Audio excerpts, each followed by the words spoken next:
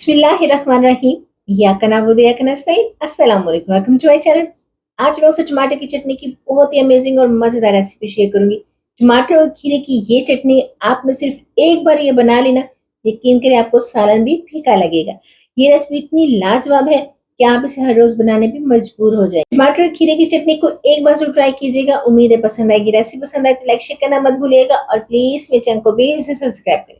तो चलें जी, बनाना स्टार्ट करते हैं टमाटर और खीरे की मजेदार सी चटनी। मैंने यहाँ पे 4 टमाटर लिए हैं मीडियम साइज के। अगर आपने चटनी को ज्यादा क्वांटिटी में बनाना है, ज्यादा देर तक सेव करना है, तो आप टमाटर की तादाद को बढ़ा भी सकते हैं। तो मैंने यहाँ पे 4 मीडियम साइज के टमाटर लिए हैं और इन्हें हम सेक लेंगे आग के ऊपर। इस तरीके से सेकने से यकीन करें कि आपको बारबेक्यू का फ्लेवर आएगा। तो इसके ऊपर हम अचार का तेल लगा रहे हैं। जी हाँ, अचार का ही आपने तेल लगाना है। आप चाहे तो कुकिंग ऑयल भी लगा सकते हैं, लेकिन अचार का तेल लगाएंगे तो यकीन करें बहुत ही कमाल का फ्लेवर आएगा। तेल आपने तकरीबन 1 मिनट सीखने के बाद ही लगाना है, ताकि इसका जो छिलका है वो हल्का हल्का सा रिमूव हो जाए।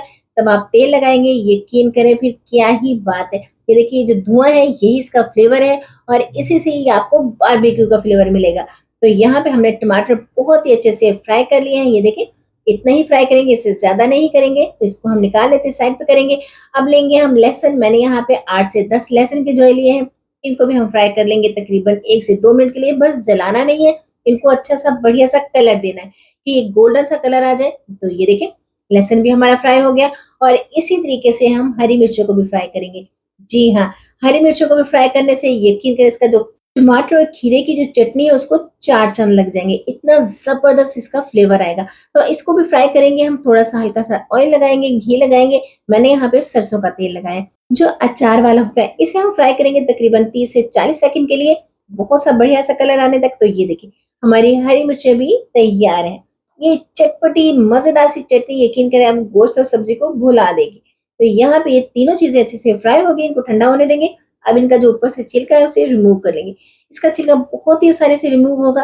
ये देखिए, इस तरीके से हम बाकी के भी छिलके इनको उतार लेते हैं। तो यहाँ पे मैंने जो टमाटर हैं उनके अच्छे से छिलके उतार लिए। हरी मिर्च का भी हम जो ऊपर से छिलका है उसको रिमूव कर लेंगे। तो ये देखिए, इसका छिलका भी बहुत ही आसानी से उतर जाता है। तो ये देखिए, इसको हल्का सा फ्राई करने से जो इसका ऊपर वाला है स्किन है वो आराम से उतर जाएगी। तो यहाँ पे हमने तमाम चीजों को अच्छे से पिल ऑफ कर लिया है। अब लेंगे हम एक बॉल और इसमें ऐड कर देंगे ये तमाम चीजें और इनको हल्का सा मैश कर लेंगे। अच्छा, हमने बहुत ज्यादा भी मैश नहीं करना, बस हल्का सा ही मैश करेंगे। आप चाहें तो इन्हें चॉप भी कर सकते हैं। ये चटनी इतनी मजेदार और मिनटों में बनने वाली है ना कि क्या ही बात है। और यकीन करें आप सालन को भूल जाएंगे और इस चटनी के साथ आप 2-2 रोटियां खाएंगे।